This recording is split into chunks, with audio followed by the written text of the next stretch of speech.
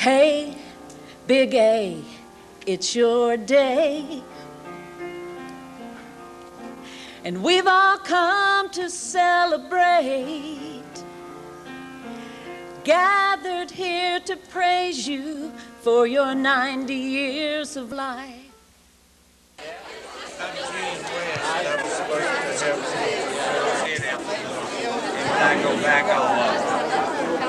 Can I get your picture? I'm good. I'm fine.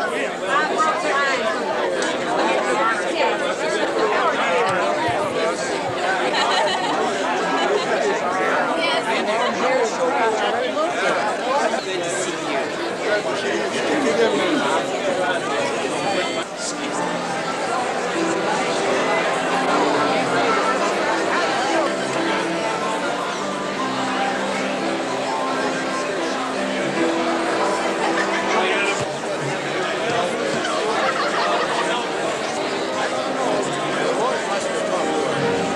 Well, he's born again.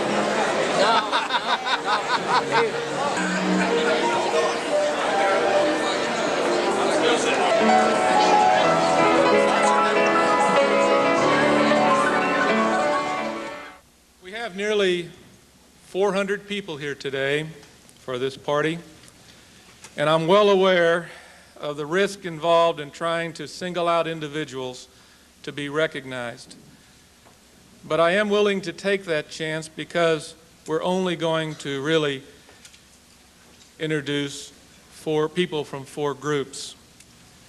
All of you are so important. I look out here and I see so many friends that Bonnie and I have made. And what's amazing is that your contributions to this university go back 30 years or more. And so there's been a bridge between Dr. Doran and the other presidents and myself. We will introduce former presidents, former governors, former congressmen, and members of our General Assembly. First, he was our friend as governor, and he later served on the Board of Regents at a very critical time in the history of this university, and now in continuous in his service on the Board of UK. Please welcome Governor Edward Ned Breathitt. Ned, would you please come?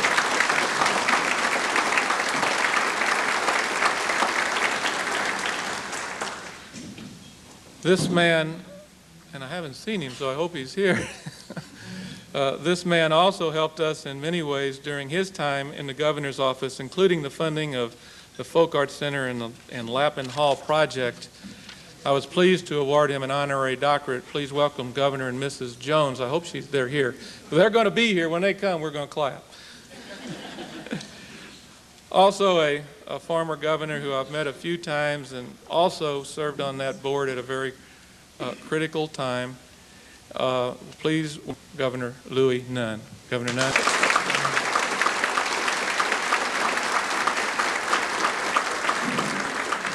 In addition to our guests of honor, we have 2 former presidents of the university here today.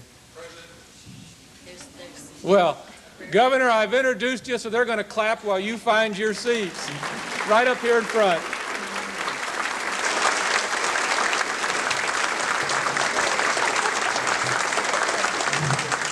People told me you always could make a great entrance, I'll tell you.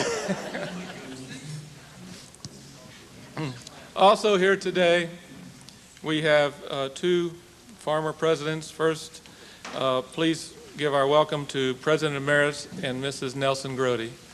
Nelson,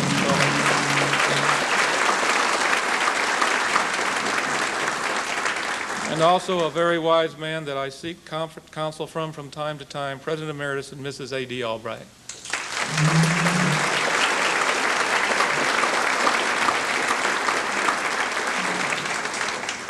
We're also proud that 3 of our good friends and loyal alumni in the General Assembly are here today, and I haven't seen any of them, so we're down to 2, but I don't know which 2.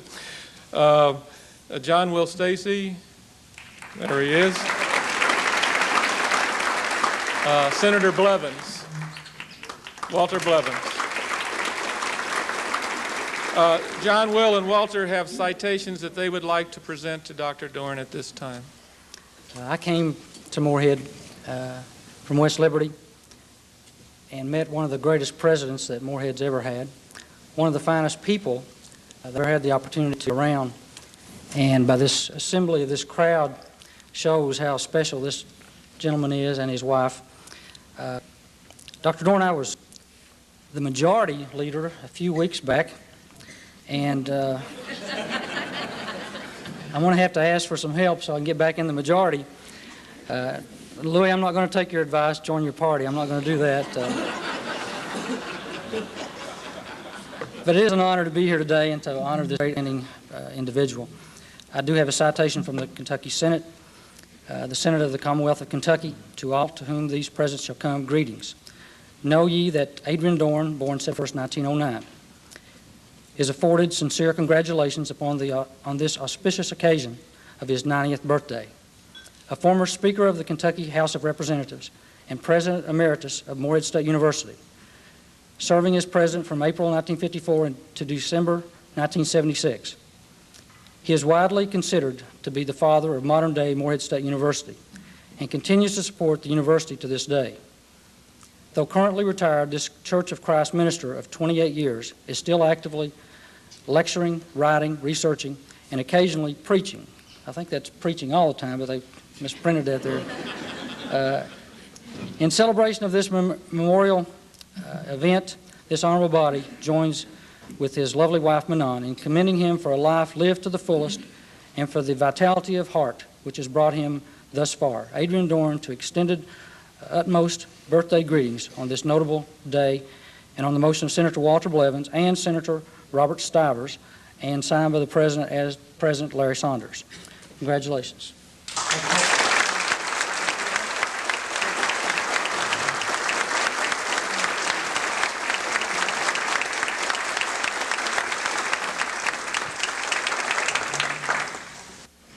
Dr. Doran, it's an honor to be here in your honor today. And so, don't go from preaching to meddling. So, Dr. Doran, you know you've always been one of my favorites. You know that. I'd like to read this citation of the House of Representatives of the Commonwealth of Kentucky. Hereby offers its sincere congratulations to Dr. Adron Doran upon his auspicious occasion of his 90th birthday. As president of Morehead State University, Dr. Doran had the longest tenure of any of the former presidents. Serving as Speaker of the House in 1950, this distinguished Graves County native is also a former president of the Kentucky Education Association and a former newspaper editor. Now I know why you meddle a little bit. In addition, MSU is creating an endowment in his honor in the College of Education and Behavioral Sciences for his service as a high school teacher, coach, and principal. In celebration of this memorable event, the entire membership of the House of Representatives joins me on commending you for a full and vital life, Dr. Doran. This distinguished body hereby extends its best wishes to you on this meaningful occasion of your 90th birthday. Congratulations, Dr. Doran.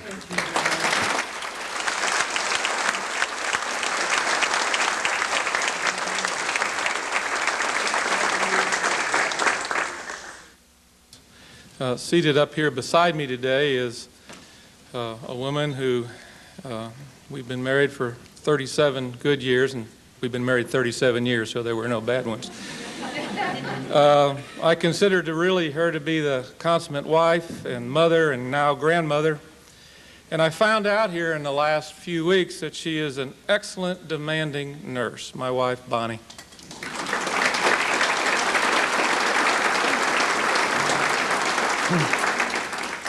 I invite Dr. Don Flatt, Professor Emeritus of History, to offer our invocation. Don.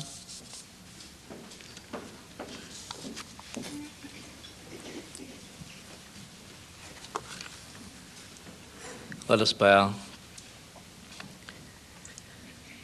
Eternal God, Father of us all, thank you for bringing together today all of us in such a manner that this event can take place. We're pleased to gather on this same hallowed spot where over 100 years ago, almost to the day, this institution opened its doors. As we return for this lovely homecoming weekend, we praise you for the amazing difference our alma mater has made by constantly furnishing a light to the mountains and transforming the sounds of gunfire in the long ago from a feud into the tiny whisper of pages being turned this very moment in library books, constantly opening up a new world to our students.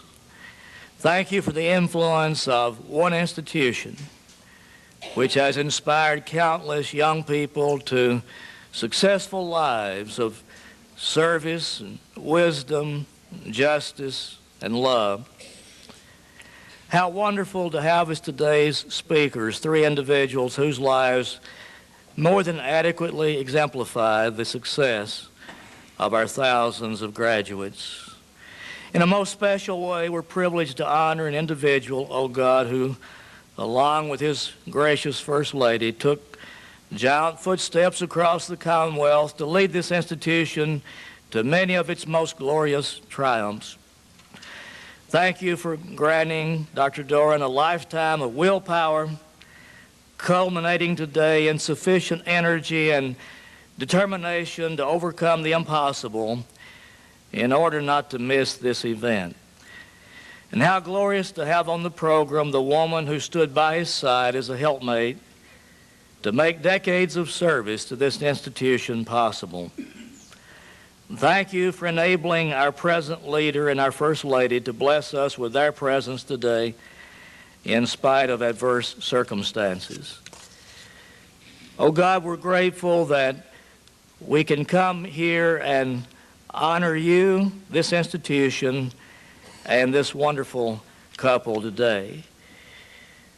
Thank you for sharing with us President Eaglin and for the talent, compassion, and humanity of him and his First Lady, along with Dr. Doran and Manon, who've touched our lives sufficiently for 23 years to make us want to return today to celebrate his 90th birthday with major contributions to the institution to which the Dorans gave their total commitment. Thank you for giving them 23 additional fulfilling years thus far since their retirement.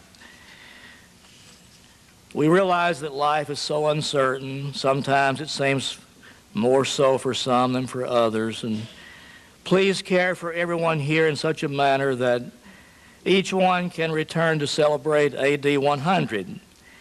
And now, eternal God, provider of all good things, thank you for this food and the atmosphere of this special occasion. And while we eat and fellowship together as one big happy family, bless us with precious memories of what you have accomplished here in this corner of your world, so that the far-reaching dreams of others who follow can build on the shoulders of those committed men and women who've laid such a solid foundation thus far. In his name, amen. Please enjoy your lunch.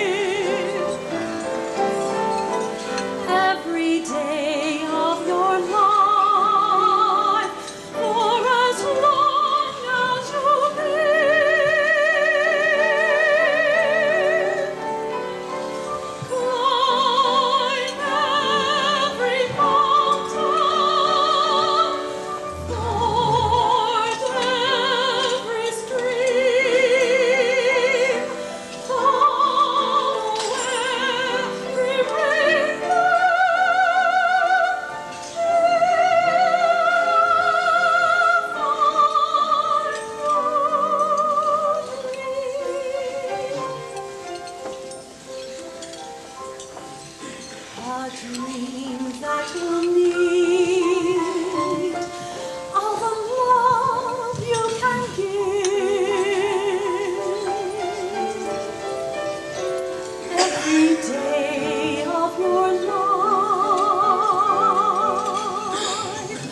for as long as you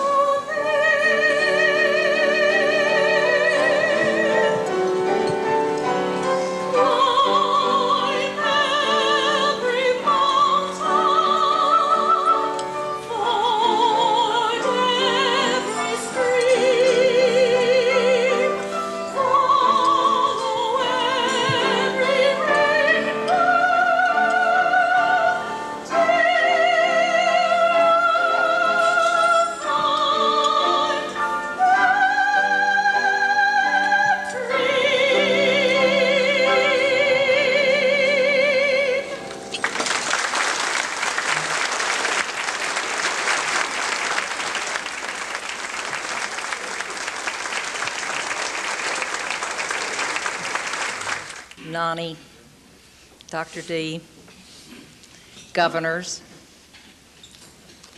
distinguished guests. It's very emotional for me.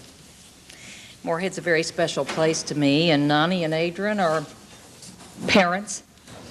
I can't say grandparents, I'm too old for that. Happy birthday. I was thinking when Don Flatt spoke of love, service, justice, and wisdom, because what I was going to lead with was happy birthday, friend, role model, mentor, leader. As a friend, that friendship has lasted. He was one of the first people I met when I came to this campus. You and Nani were always out there greeting the students.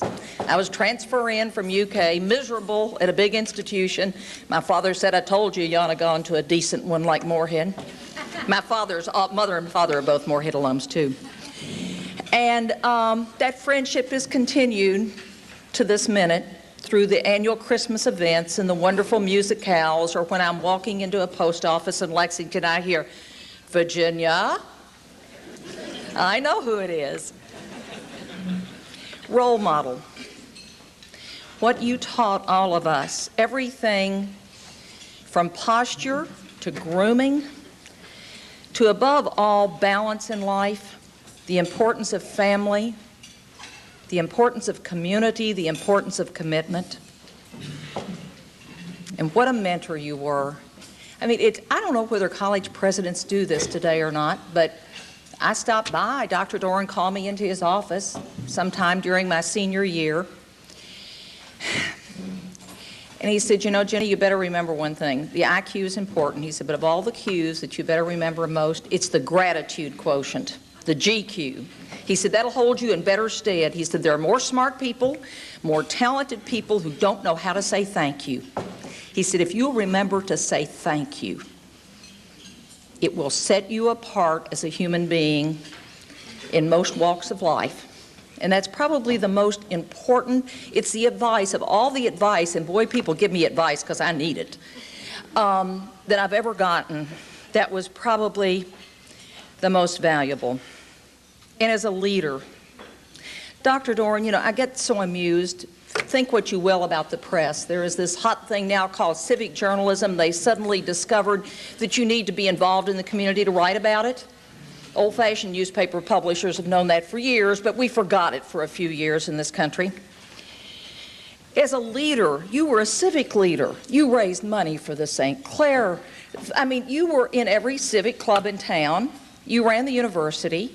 You were an active part of the civic life, you and Nani both, at the state level and at the local level. Political, you bet. You taught me that politicians are there to do what the people need. Politics isn't a dirty word. Politics is what makes life run in civic, in the government. That's it. It's politics. It's compromise. It's trade. It's changes. Good Lord knows Louis Nunn and Ned Breathitt and Governor Jones and Walter Blevins know that. And you taught me, though, and it's held me in good stead to respect politicians, to respect what politics can do, and academia. Dear Doctor, the importance of feeding the intellectual life, the importance of supporting academics. And last but far from least, you were a minister. You dealt with the spiritual side, and you forced your students to deal with the spiritual side of life, and you weren't at all ashamed of it. It may have been politically incorrect today, but it's held a lot of us in very good stead. It helped me to join Governor Jones in his quest to have religion, not ideology, but religion, reintroduced to schools. It made it a lot more comfortable. You and Nani made it the thing to do. And I guess there's two people, they say the apple doesn't fall very far from the tree. And one of the people that I think you mentored, and I think you're prouder of your people than you are of yourself. You and Nani both would rather brag on your kids than yourselves. And there's something a lot of people in this group probably don't know is about the impact of what I think is probably your star student, Terry McBrayer. And I was thinking we've all been teasing Terry, telling bad stories about him for his bride.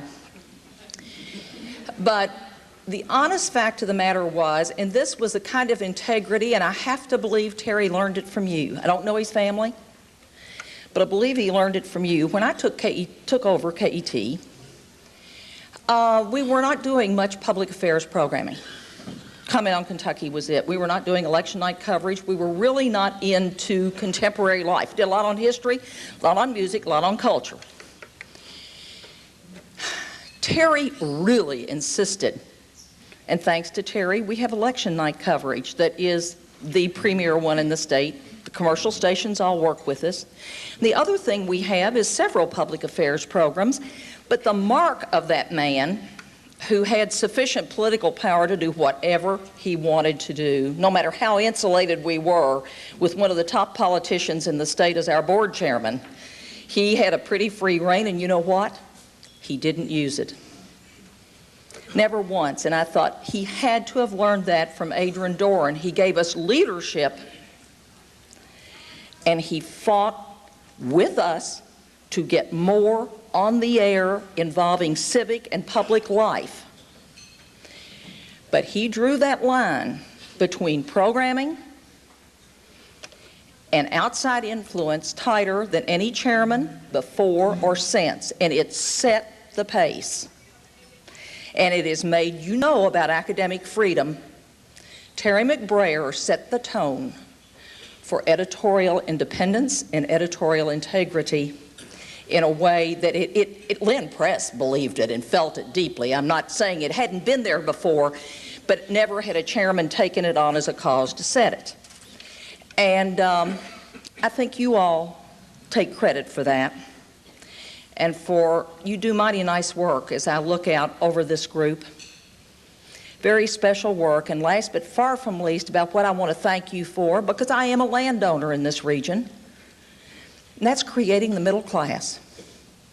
This university, as you built it, and as people like Ron Eaglin and Bonnie are carrying on and progressing it, have assured that we will not have just the very wealthy and the very poor, but we will have educated people who value education so that it doesn't all fall to Alpha Hutchinson to do, so that there are other leaders and that there is abundant and sufficient money to grow the economy of this region. And I think that, my dear Dr. Doran, is fully the kind of pace, what you've set. And for that, I am eternally grateful. I love you. I thank you for all that you and Nani did. Victor sends his deep regrets. He had a conflict, but he did allow me to say that I could meet with the planned giving director to talk about your endowment. And so he did give me permission to do that. And that was it was one argument that there was never a question when it was mentioned. Vic said, "Oh yes, we must do that." Thank you, dear doctor. Happy birthday, and I can't wait till the 100th.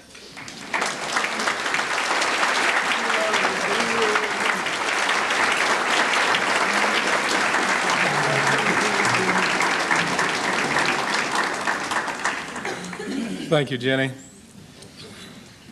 I heard a president say recently that he didn't go anywhere without his lawyer.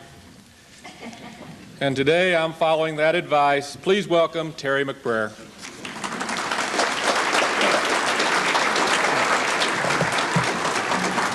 Terry, don't speak in this tambour.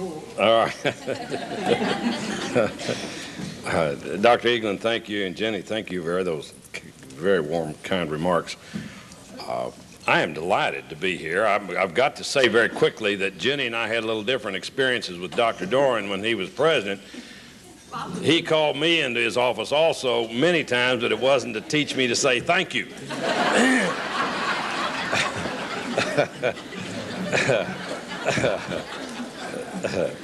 I am delighted to be here with so many dear friends, and you know who you are over the years. Some of you have heard part of the remarks I'm going to say today, but I want to say them again. Almost 44 years ago, a frightened, relatively poor, eager, insecure, enthusiastic young man with a terrible East Kentucky, coming from a small northeast Kentucky town called Greenup, along with 300 other freshmen, enrolled at this school and heard the following talk given by a man that history would later record as being one of the outstanding and dynamic leaders of Kentucky in the 20th century. The young man hearing that talk was greatly influenced by the new college president and his wife. Their support and encouragement would become a dominant and guiding influence over that student's life, both personally and professionally. The talk went something like this. As president of Morehead State College, it is my privilege to welcome you, the freshman class of 1955, to the campus. Having enrolled here only last year myself, as president, I am only 1 year ahead of you, and hopefully we can grow, mature, and learn together.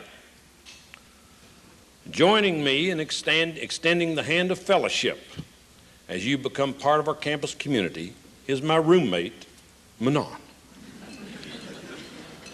Your mamas and your papas have entrusted us with your very lives for these next 4 years. They want us to make a good citizen out of you, each and every one of you. Manon and I hear this over and over as we travel from Morehead to Maysville, to Vanceburg, to Greenup, to Ashland, to Inez, to West Van Leer, Belfry, Phelps, Cumberland, Frenchburg, Flemingsburg, and on and on and on. As a matter of fact, we saw many of you at one of the 23 commencement addresses I made last year.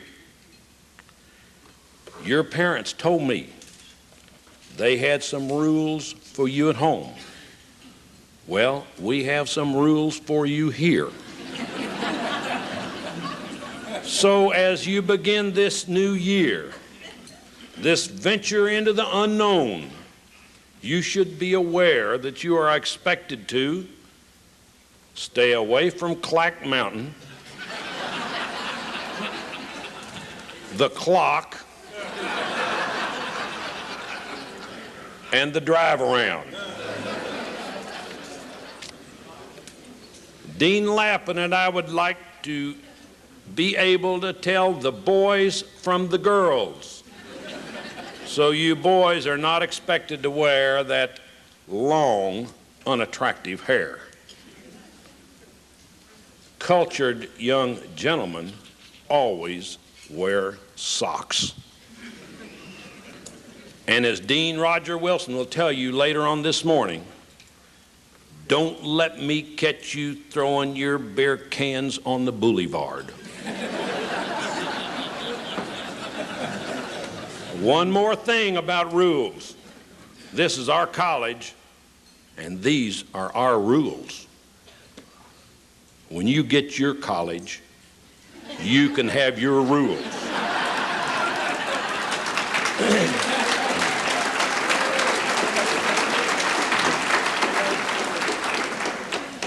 And if you don't like our rules, we have a bus going east. And we have a bus going west every 6 hours. And you can be on either one of those. Before I release you to Dean Wilson, I want each of you to take a moment and look to your right and look to your left. Remember, one of you three will not be here next year. Will you be the missing person? In closing, Manon and I want you to know that our doors are always open to you, office or home. Manon says, just don't smoke in either place. Some of you are aware that Ann and I were just recently married. As a matter of fact, Dr. and Ms. Doran participated in the wedding, and the music was provided by our dear friends here at Moorhead. We just returned from a wonderful honeymoon in Turkey and Greece. During our trip, we sailed the Aegean Sea to several spectacular islands around the mainland of Greece and had an opportunity to spend a considerable amount of time in both Ephesus and Athens.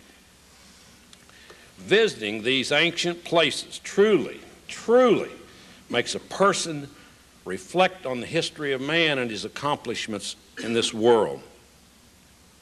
As you know, when we in the United States think about history, we think of Columbus, Plymouth Rock, and frontiersmen in covered wagons going to California over the Oregon Trail, all in the past 500 years.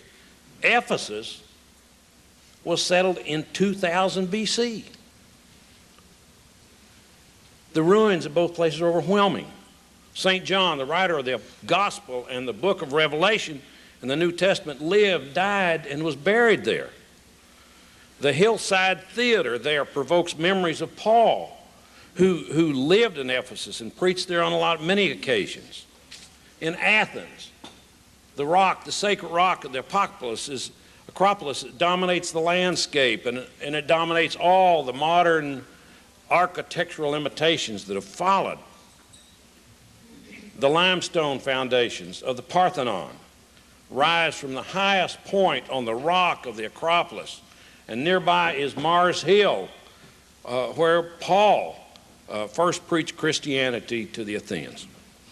The Sphinx was the site of the open assembly of the Athenians, where statesmen such as Pericles and Aristides delivered their orations.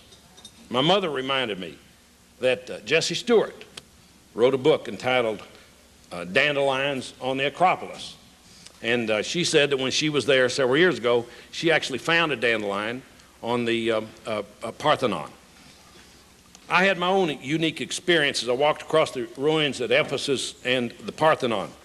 In those places, I saw Adron Doran. I could see him debating the Greeks on all the important issues of the day. I could see him with Pericles and Aristides and fielding the questions of Socrates and Plato. I could see him preaching alongside Paul and writing alongside John.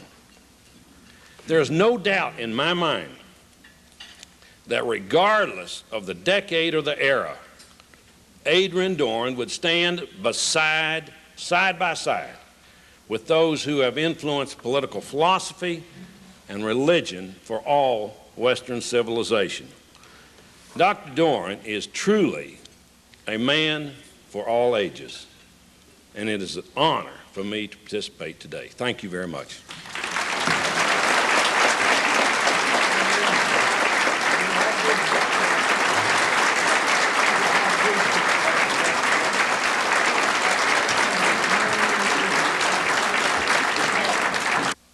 Your program identifies our next presenter as a songwriter, but she also is a singer and a movie actress. We are proud to welcome her here from Nashville, Miss Lisa Pallas. My dear Aunt Nani and our beloved guest of honor, your buddy, Nancy Thornberry, who also happens to be my mother, and I wrote a song for this special occasion.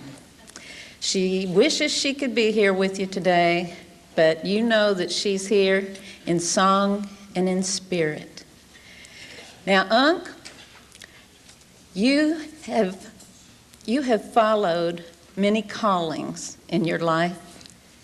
You've worn many hats, and you've answered to many names. Your given name of Adron, your nickname on the high school basketball team of Stiff, I just found that one out a couple of days ago. You've answered to Mr. Doran, to Coach, to Dr. Doran, to Brother Doran, to President Doran, to Mr. Speaker, to Papa, to Unc, and we can only imagine all the terms of endearment that Aunt Nonnie calls you when the rest of us aren't around. But there's one that's always been my favorite and always will be my favorite, because when I hear it, it always sounds strong and sure, just like you. Jay?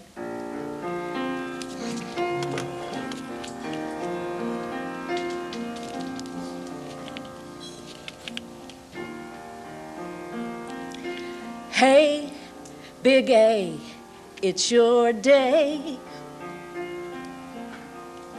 And we've all come to celebrate, gathered here to praise you for your 90 years of life, for your faith and years of service through the good times and the strife, for your partnership with Nani, who has made the perfect wife. Hey, Big A, it's your day. Our mere words could not describe how you have touched so many lives, from your early days at Cuba to the Murray Racers yell, to UK for higher learning, and you did it all so well, teaching school and preaching Sundays, and as the history books would tell, you have touched so many lives. And we thank you for your kindness and compassion. We admire you for your leadership and might, for your courage and conviction in setting all things right, for the years of inspiration that kept our futures bright. Hey, Big A, it's your day.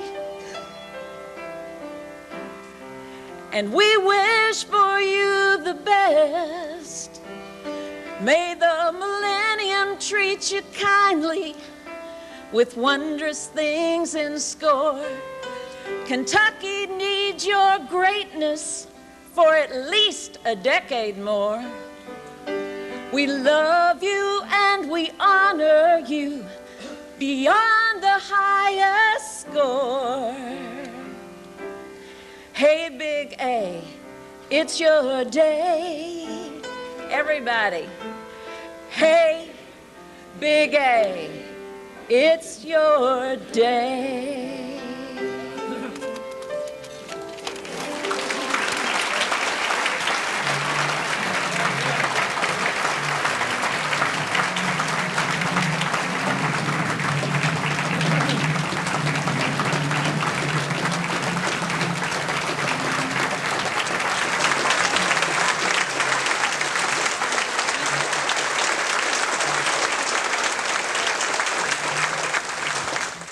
We have one other speaker today who could not make it, so I want to say what I plan to say and then what I will say. I plan to say you watched him on the gridiron, and now we watch him on ESPN, and he came here from Alabama by way of Connecticut. And as part of the MSU Athletic Hall of Famer, Mike Gottfried. Unfortunately, all those plane connections didn't work. But Mike couldn't make it, so he sent his better half, really, and I think we're going to be very pleased with her, Mickey Gottfried. Mickey?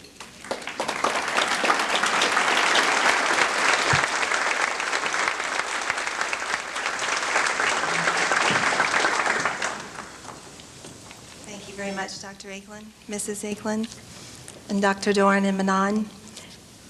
Knowing Mike as you do, you know if it were at all possible, he would be here today. So please allow me to read to you the words that he sent. My heart's desire was to be here today. However, ESPN decided that the Thursday night show and early starting time on Saturday's game, I would be jeopardizing being to the game site in Virginia on time. My thoughts will be with all of you here today, and especially the Dorans. Happy birthday, Dr. Doran. When I think of you, I am reminded that Psalm 37 says that the steps of a good man, a person in right relationship with God, are ordered by the Lord.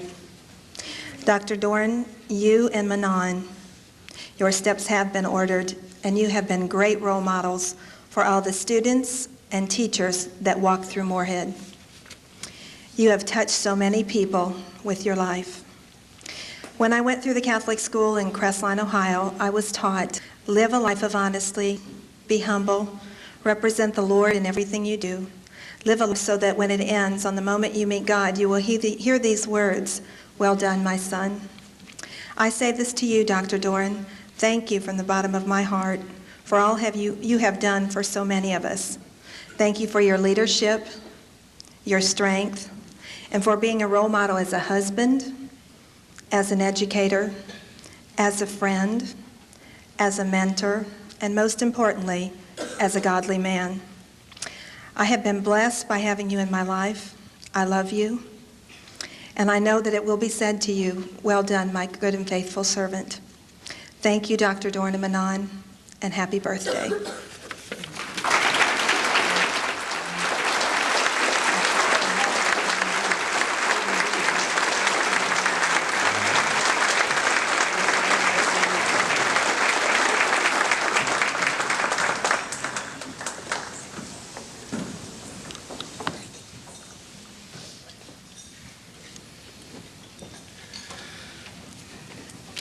The next person on the program is a singer. He also has a day job as a top neurosurgeon. He is going to lead us in singing Happy Birthday. Please greet Dr. Phil Tibbs.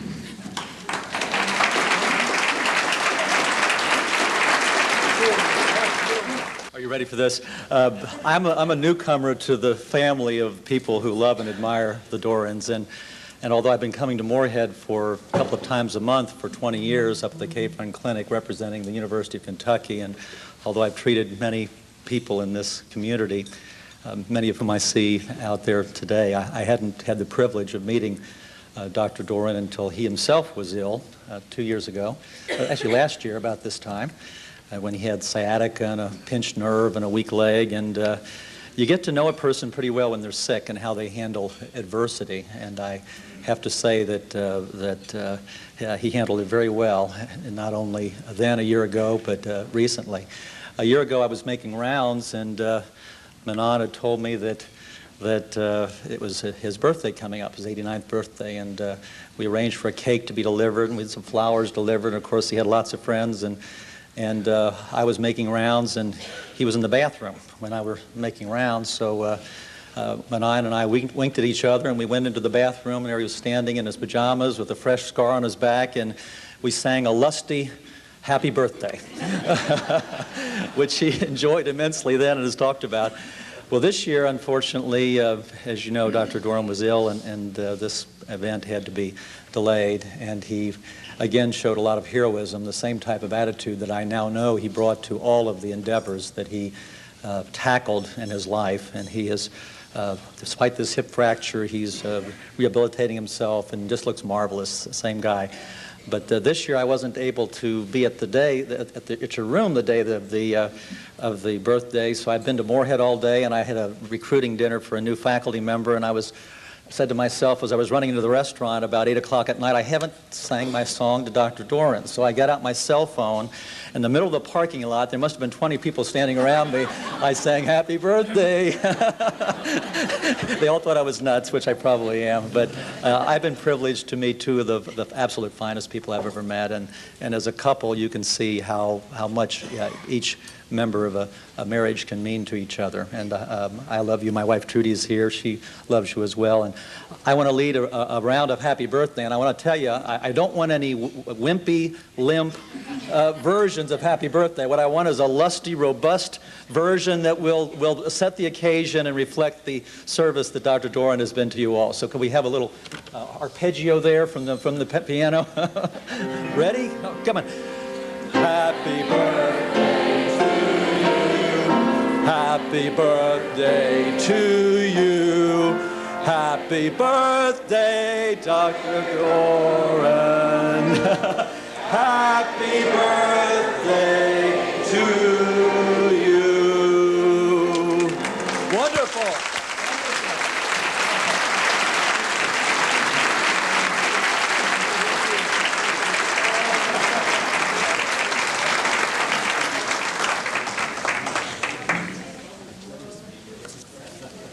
Maybe I should have had him operated on me. I would have got at least a birthday song and no infection.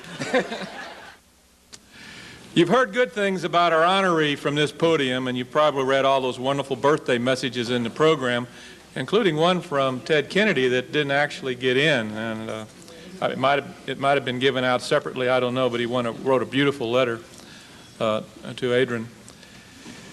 Now we're going to hear the real story behind this man. I want his gracious lady to know that her Personal Development Institute is alive and well in its 30th year with over 150 students in it this time. So it's still going on. The woman who first exemplified the term First Lady on this beautiful campus, the beautiful Mrs. Manon Doran.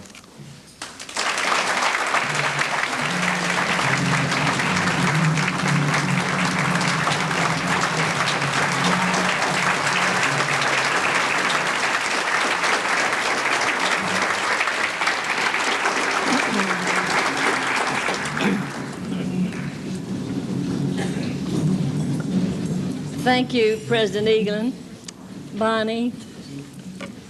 My warmest, heartfelt greetings to every one of you that are here today. I know that many of you have come a great distance to join us, and we appreciate it. But believe you me, it's a hard act to follow what has already been. At this time, I'm almost filled to the brim with emotions and tears and happiness, with a few heartaches in between. Thank you all for what you have already done and said.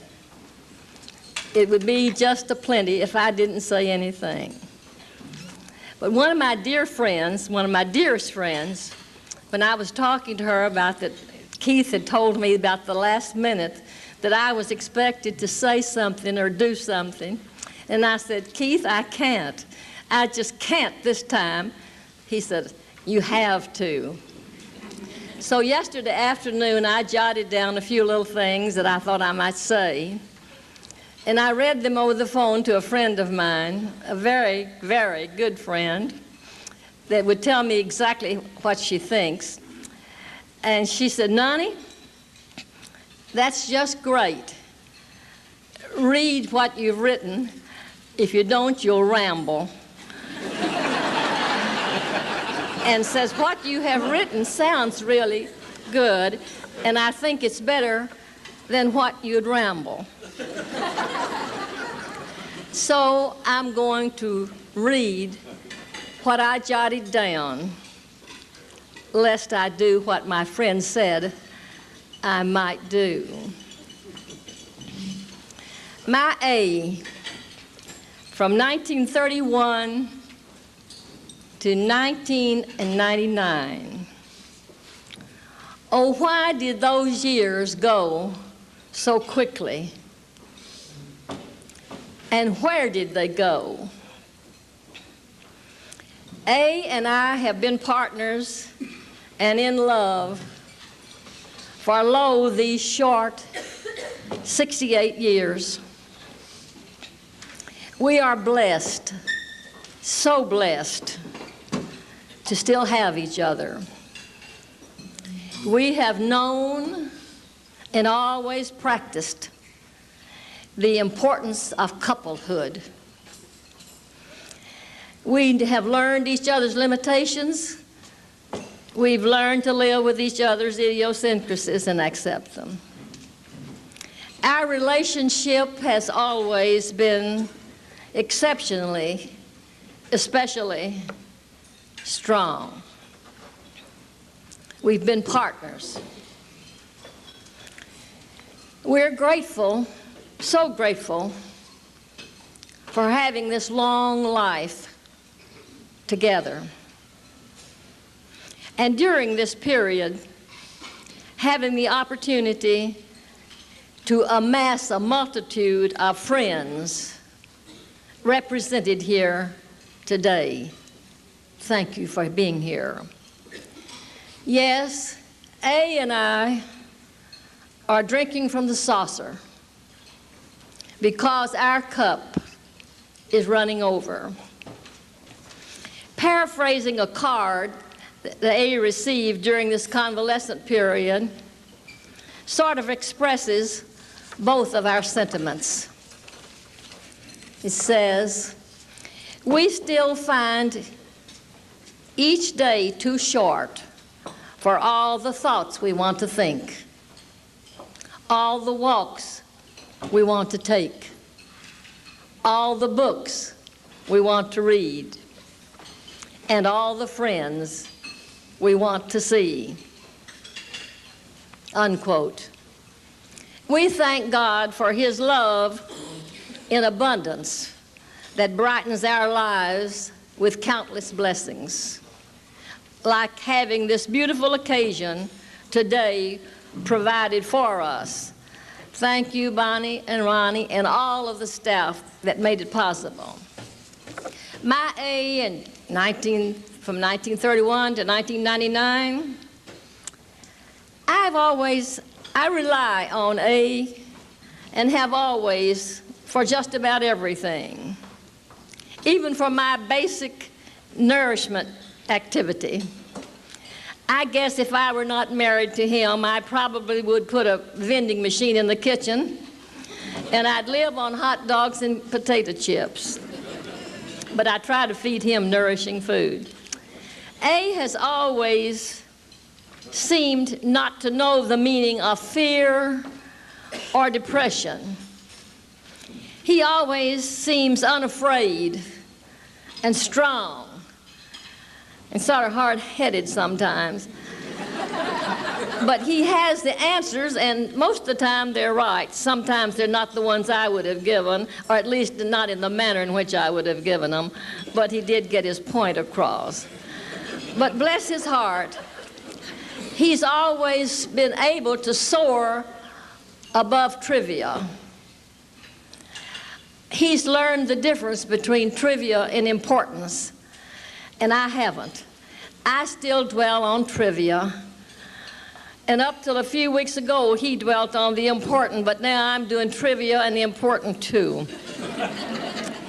A is R-E-A-L, real, goods, real goods, no faux. He never faked anything.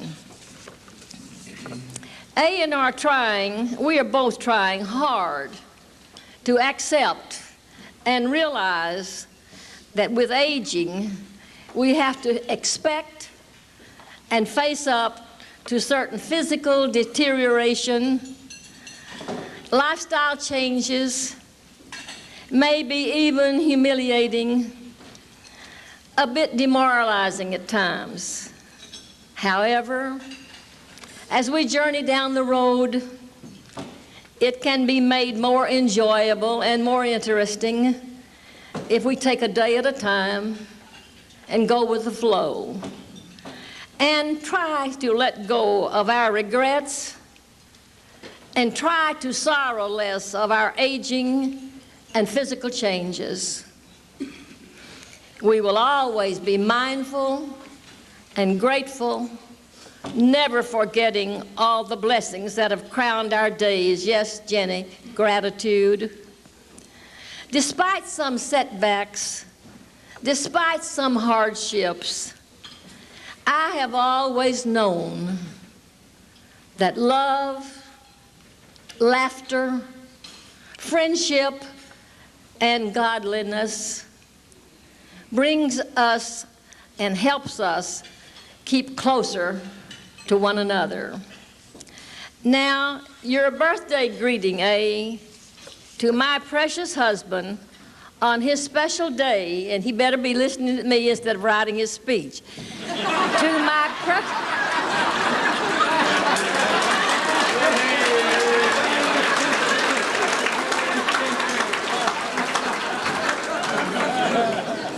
To my precious husband, I'll start over, forget that.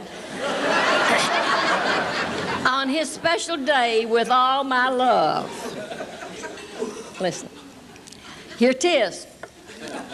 Being married to you for 68 years has been the best thing that ever happened to me. You've been my partner, my lover, my counselor, and my dearest friend.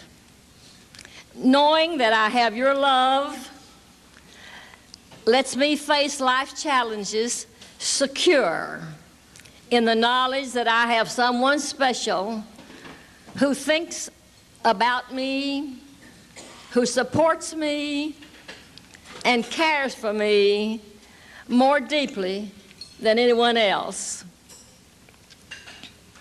I'm so thankful to have been and to be sharing life with you. I need you, and I love you with all my heart. My original little verse as I close. This comes to you to bring you cheer, to be thankful for another year. Oh, may your day be filled with bliss. From both of us, let's share a kiss. Glad I got you, babe. Happy birthday.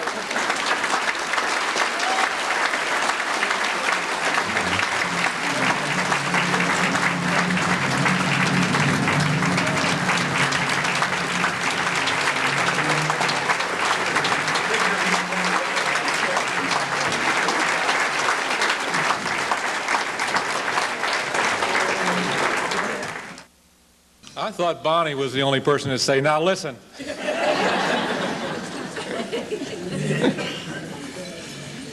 Dr. Doran and I have discussed on many occasions the differences between the university president of the 90s and the expectations of presidents in the 60s and 70s.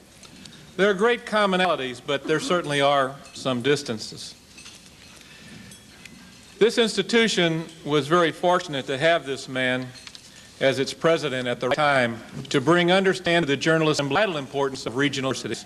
And you've heard others talk about his tireless effort to persuade parents who entrust their children to this institution. He was persuasive, and if you've seen the results, not only on this campus, but all regional universities. Many of you are aware that the General Assembly has created a new program which allows our public institutions to raise funds for various endowments and have them matched dollar for dollar by the state. The ones that you read about, and from the leadership of Dr. Breathitt and others, are really the $100 million that have gone to the University of Louisville and to the University of Kentucky. But also in that bill was an allowance for regional universities to create endowments. This is a wonderful program, and we're most grateful to Governor Paul Patton and the legislature for their foresight and leadership in allowing us to build endowments that will help future generations of students. As we looked at the opportunity and what it could mean for the future of Morehead State University, it was obvious for me that our first major endowment should bear the honorable name of the man who came to these hills more than 45 years ago and had really the most impact on this institution, I think, since its founder over 112 years ago. Certainly, his legacy will be remembered, and history will show that he was probably and will continue to be the most influential president this university has ever had. And it was clear that our original mission, and perhaps our most important mission even today, that of educating teachers, should be the beneficiary of that first endowment. Now, in order to create this endowment, we looked to someone to lead a quiet yet what I thought was an ambitious fundraising campaign to raise $125,000 to be matched by the state that would give us a $250,000 endowment. Due to the generosity of just 3 entities, we surpassed that first goal immediately. In order to help raise these types of funds, we had looked to someone within. And we found that just as he had done for the MSU as its chief financial officer in the Doran years, he would be the person for the job. And I want him to be recognized as we now make this presentation, Mr. Russ McClure, who has led that campaign. Russ, thank you.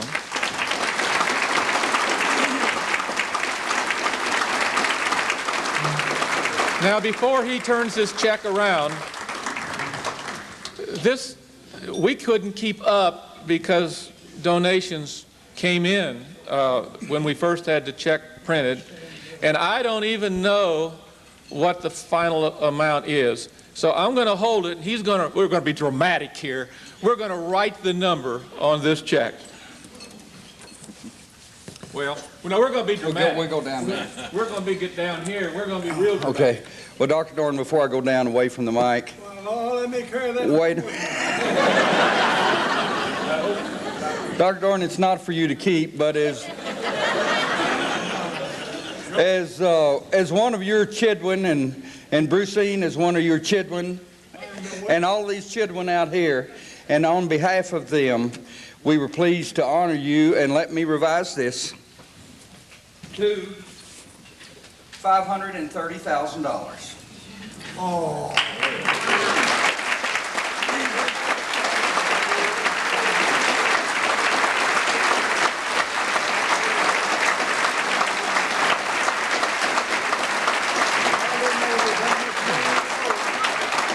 I did find out one thing. It's a lot easier to raise money when you're vice president of the university or secretary of finance and you can hold people's checks.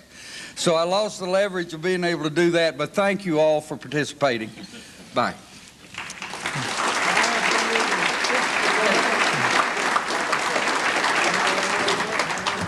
This endowment will be known as the Adron Doran Endowment for Educational Leadership. As many of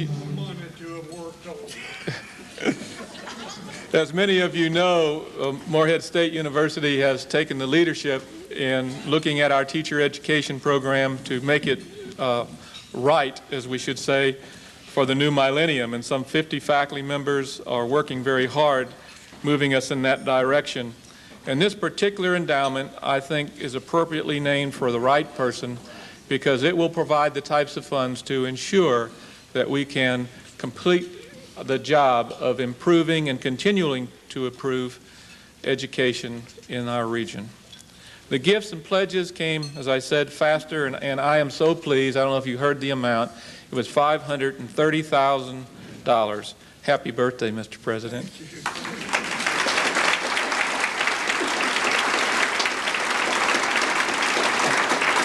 We've said in the program that we feel in our hearts about this man. He is 90 years young, and I believe that qualifies him to be a living legend.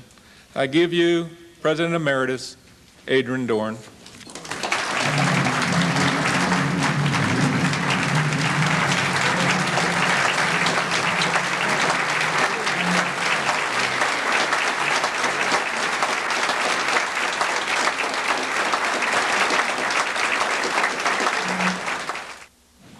It's almost of a necessity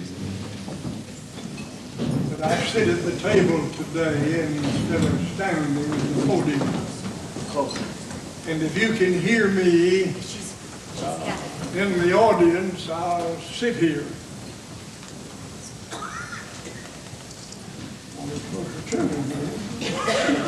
You could have said closer, and I'd know.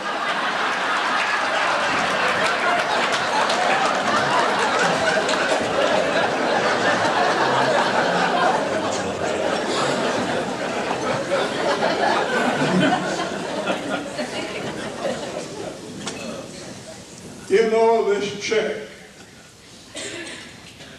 represents twice as much money as the state appropriated to Morehead State University the first year I was here. We had $250,000 from the state. I couldn't raise money. Russ McClure was too busy doing nothing to get out.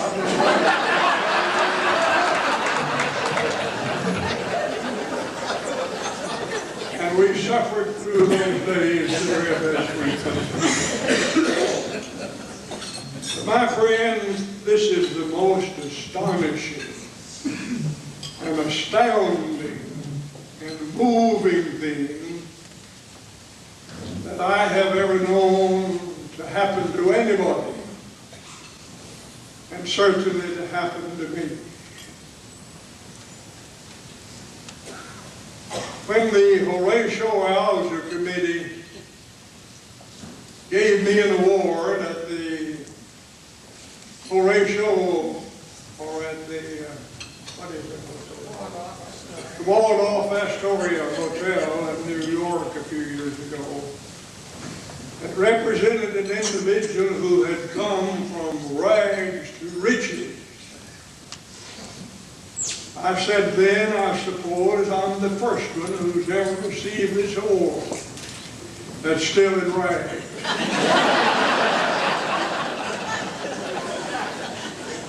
And I'm still in rags compared with such awards and recognition and respect and regard as this award represents. And to know that some young people, some yet unborn, will enjoy the fruits of your labors who've contributed to this fund.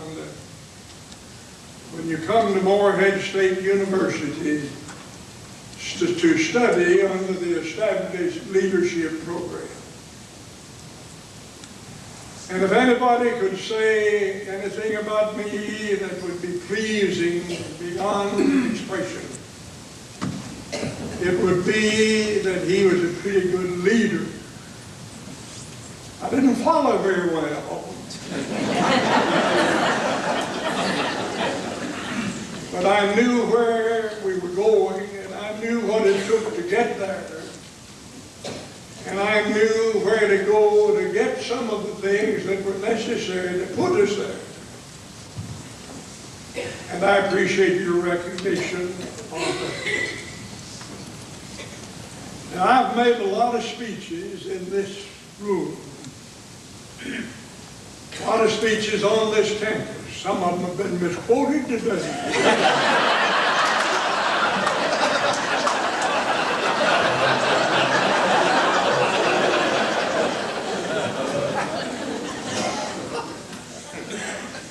I wish I had said some of the things. But this is the greatest gathering of personal, loyal, kind, loving, and generous people that have ever met in my behalf for any person. And when you see an auditorium which we built here in name for Buford Krager, one of the young leaders of this university, in a building bearing my own name, what more could an individual expect in his life? And I had to live 90 years to get that far.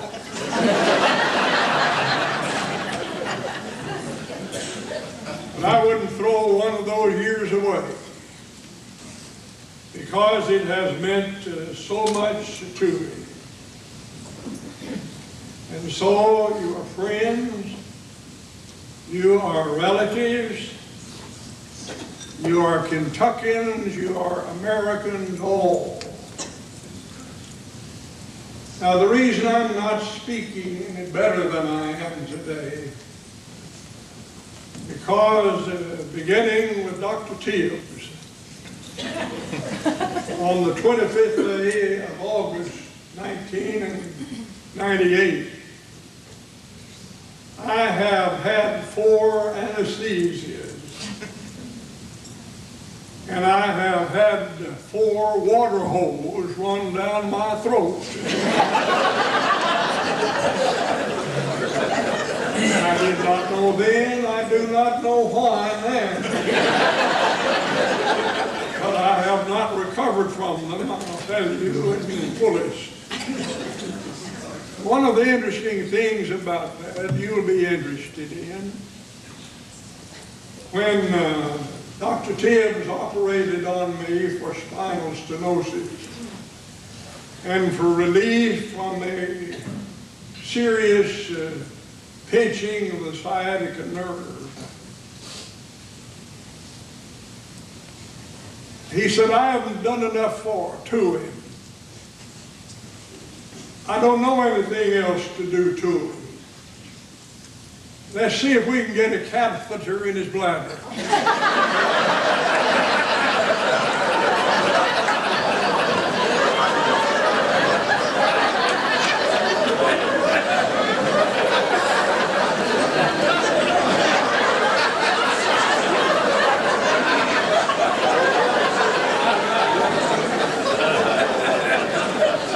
I don't know how long old Caruso worked at the job, but he found out he couldn't get it in there, and he called Dr. McRoberts. Said, I want you to come down here and put this catheter in his bladder. I can't get it. So he worked on it. I don't know. I was asleep. And finally, he got it in and drained it pretty well. And then he turned around and went through my prostate.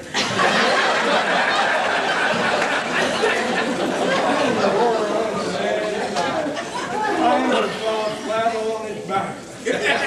Already been operated for 5 hours. And he'd investigate his prostate. But McRoberts did. He could not stand the pressure in being here today.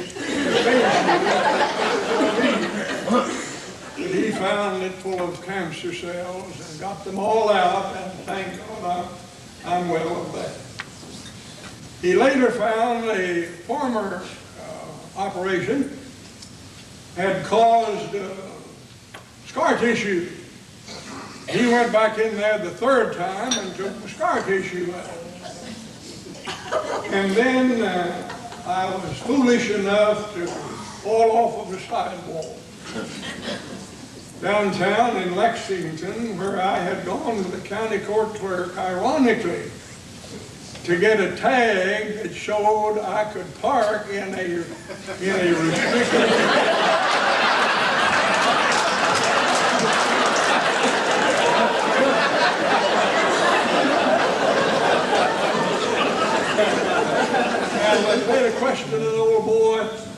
that he deserved that parking ticket, but I fell and broke my leg and broke my hip, and now I'm sitting.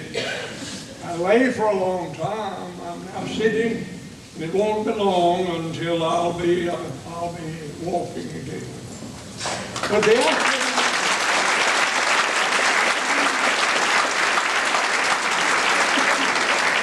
activities of today stagger me. Now, for you all to quit what you've been doing, or some of you wouldn't have been doing anything, to come here today to this luncheon is beyond comprehension. I've estimated there are 500 of you. I'm a little given to exaggeration. Jenny, I believe there are 500 people here, and let's go abroad and tell. But it could only happen for Adron Doran at Morehead State University. There's not an institution in this land who have enough friends and who regard its president pro tem, not pro tem, president emeritus.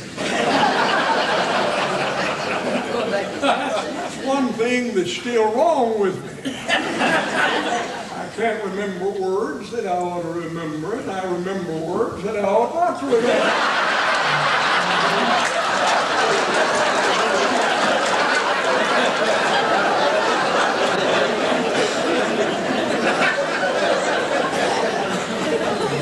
Only could a thing happen in a place and at a university like this. I remember the poet, as you do, lives there yet the soul dead, who never to himself has said, this is my own, my native land. It is my native land. It's your native land. And because it is, that's why we think so much of each other and show love and respect and compassion toward each other and to each other when one loves the other.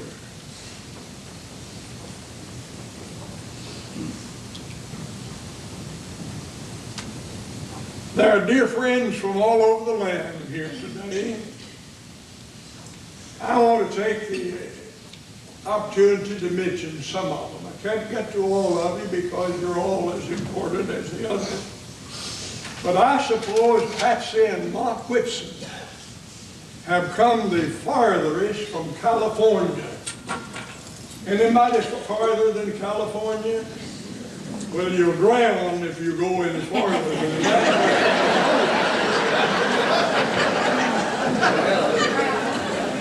There are other special individuals, they are special.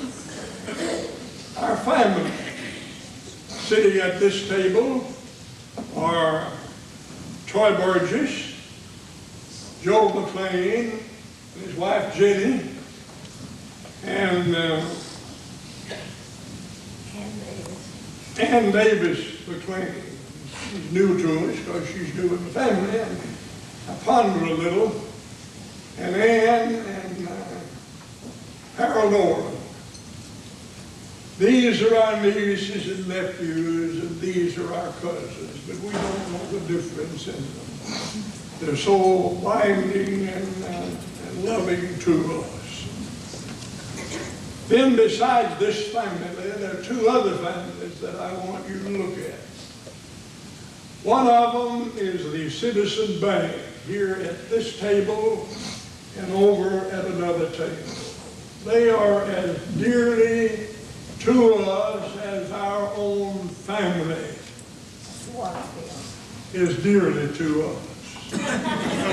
At the other table here to my right is the other close-knit family with us, is the board of directors of the Heritage Life Insurance Company, the posterity of my dearest friend, Haley Waterfield. And if I had to lose a whole group of individuals at the same time, to lose these two groups would be one of the great disasters in my life. The Citizens Bank and its employees, the Heritage Life Insurance Company and its employees. But I don't think I ever had the privilege of being honored by so many governors. Did you know there are 3 governors here today? Why, you couldn't get 3 governors to a goat roping. I doubt if either one of them ever saw a goat roping. They've already been introduced, except Governor Brereton, Jones, and Libby. I knew Ned Breathitt's wife when she was a high school girl. We knew Ned when he was a college student. We knew Libby when she was a teenager, and the daughter of our dear friend Arthur Lloyd. I'm glad you're here.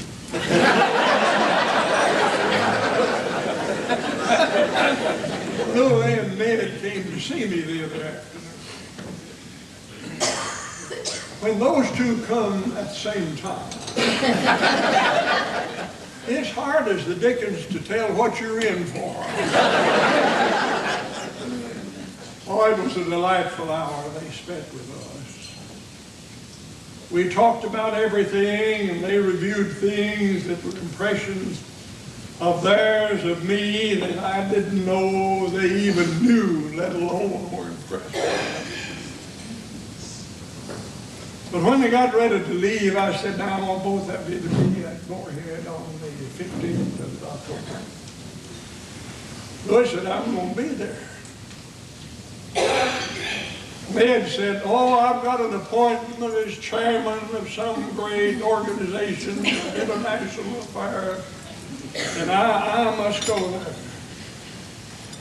And I said, Ned, let me warn you. If you don't go, I'm not going to say anything about you. I'm going to say it all about Louis.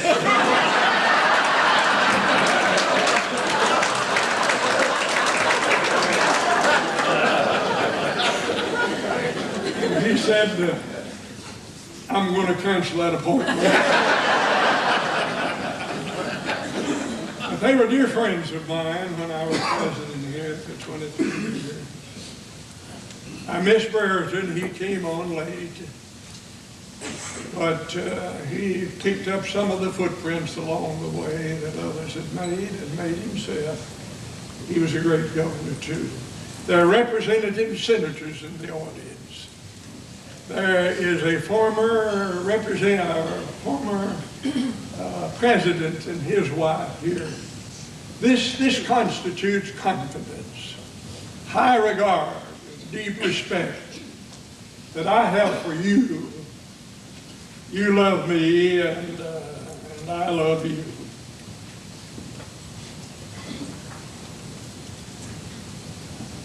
There are 2 of the people here who have helped me more since retirement than I could tell you. One of them is Winston Moore of Nashville, Tennessee. He is the vice president of the 21st Century Publishing Company. He's here with his wife. I'm afraid they won't see you, Winston, and see your pretty wife if you don't stand up.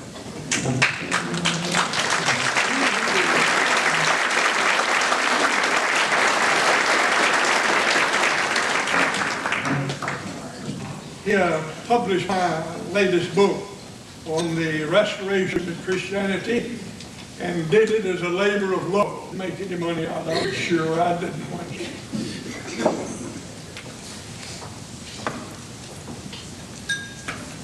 Where is Basil Overton?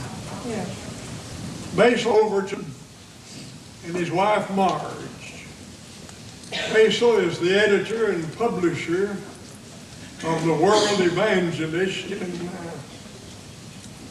Florence, Alabama. He was the first one who came to me and said, now you're not going to sit around and smoke a pipe and blubber all over yourself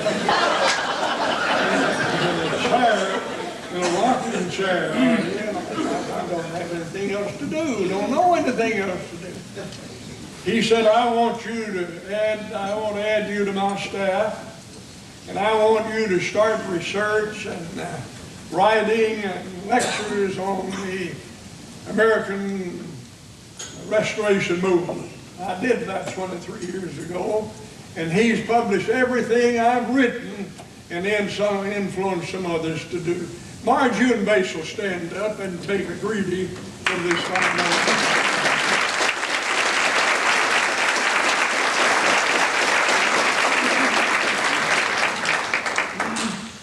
When I graduated from high school, I went to Freed-Hardeman University in Henderson, Tennessee. And the dean of that school was C.P. Rowland. Great friend, great man, great teacher. And his son is here today, Charles P. Rowland. And Charles P. was a grade student when I was a freshman in college. But I want you to see what a fellow looks like who's lived pretty near as long as I have. Charles P. Rowland and his wife, Hallelujah. Charles, where are you? Don't tell me you got weak knees in the left. He's just bashful. He's a professor of history at the University of Kentucky, and he doesn't get to show his face around there very often, and he didn't think he'd be called on here. Well, that's bad. Now, I would not propose, I think, to tell you what I think of the doctors who operated on me. And I've had a rough time for a year, I tell you. The skin is bare in a lot of places, even on my heel, because I lay in the bed so long. I can't pay enough tribute to these who have watched over and cared for me so well and have me on the way to recovery. I don't want to close recognition by forgetting Jenny Pence, the daughter of Governor Louis Nunn. She's a great friend of Manon. Nunn was a great friend of her mother. And I appreciate you stealing away to be with us today. Love you. But I'm not going to try to match Manon's speech. I couldn't say enough about myself to equal what she did.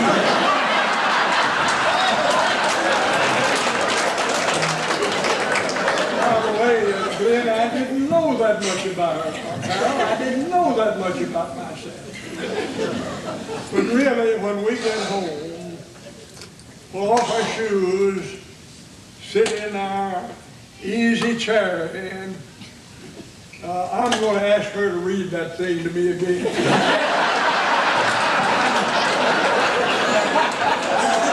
I believe that would be a great rereading of what she has said.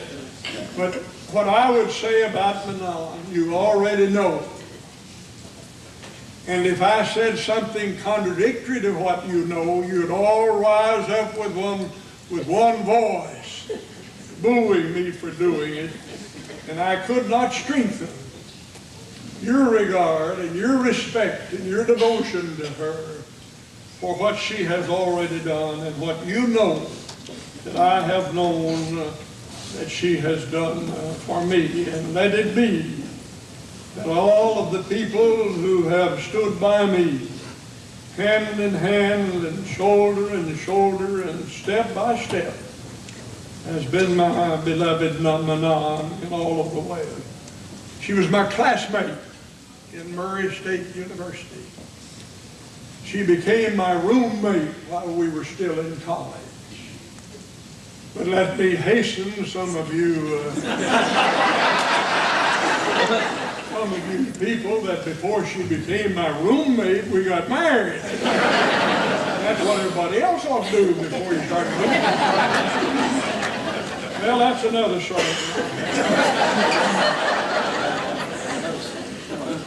You know, I came to Moorhead in 1954. That's 45 years ago. That's half of my life.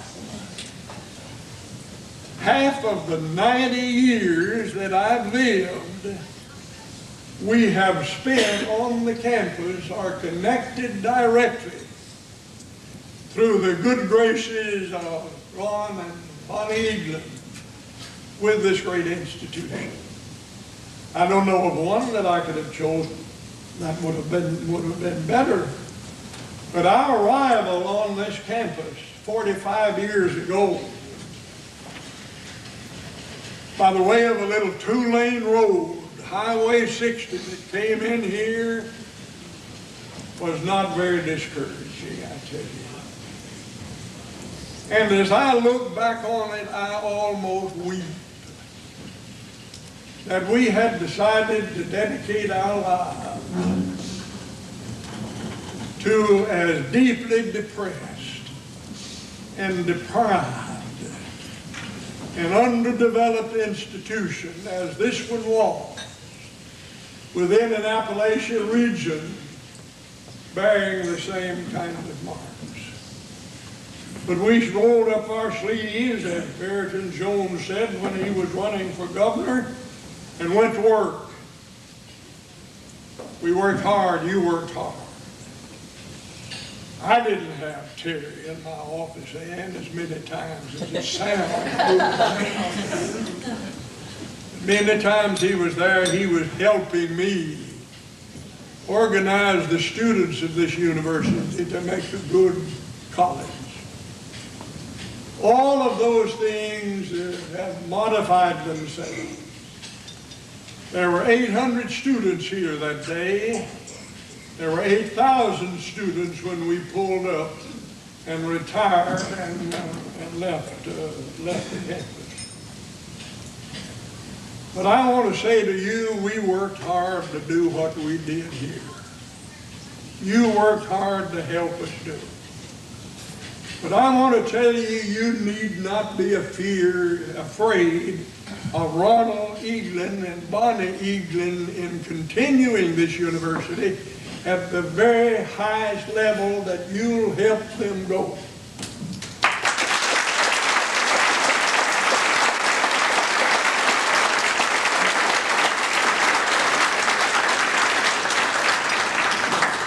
They've got more ideas than a dog has fleas. And they can put them into effect, and you can help them put it into effect. And don't ponder. Let me close in saying to you that in my opinion, we had a big 80th AD, we had a big 90th AD, but I doubt if we have a 100th AD.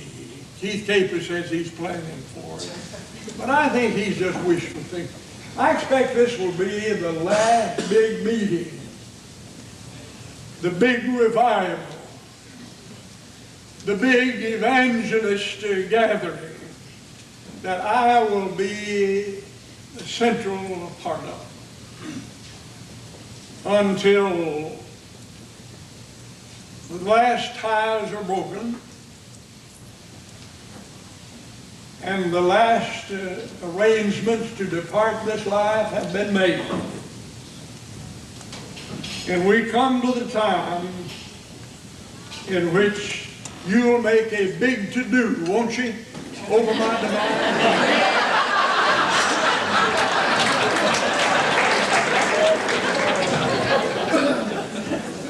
I say to you in closing, when you come to bury me,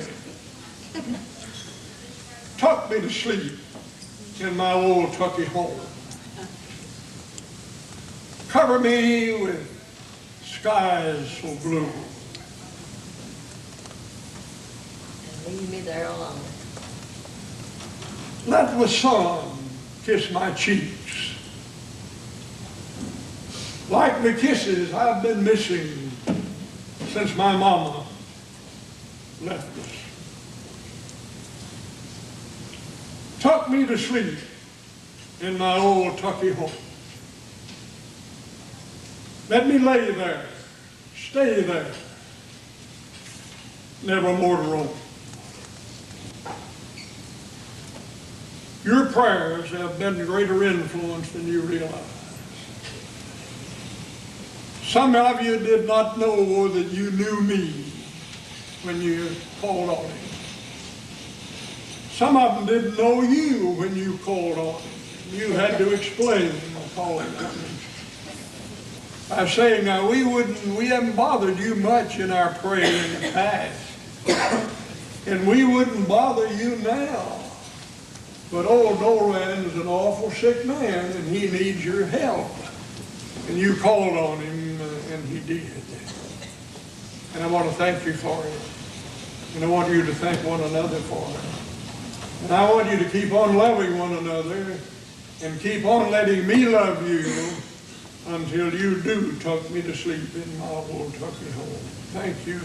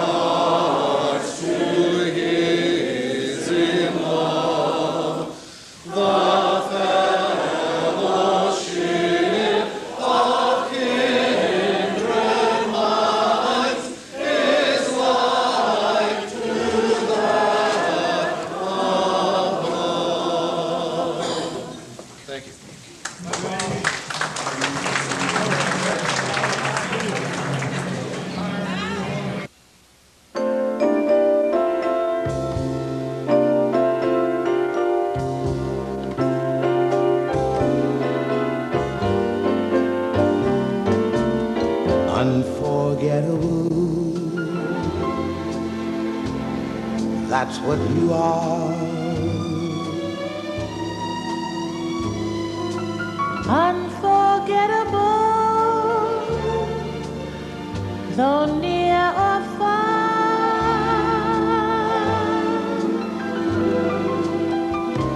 Like a song of love that clings to me. How the thought of you does things to me never before has someone been more unforgettable in every way,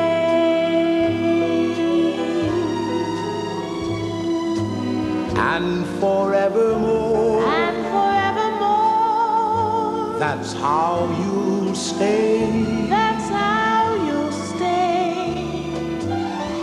That's why, darling, it's incredible that someone so unforgettable Thinks that I am unforgettable too.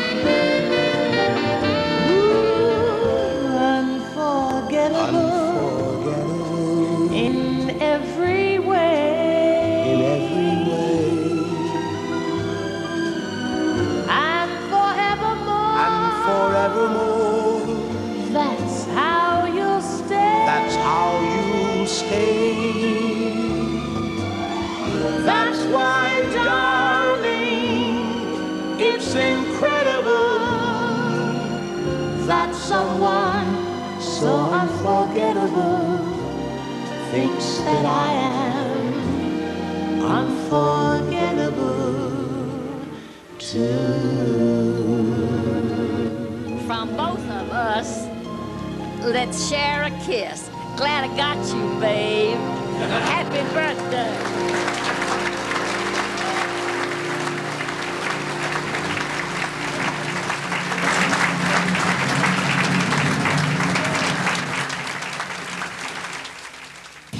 And I want you to keep on loving one another and keep on letting me love you until you do tuck me to sleep in my old tucky home.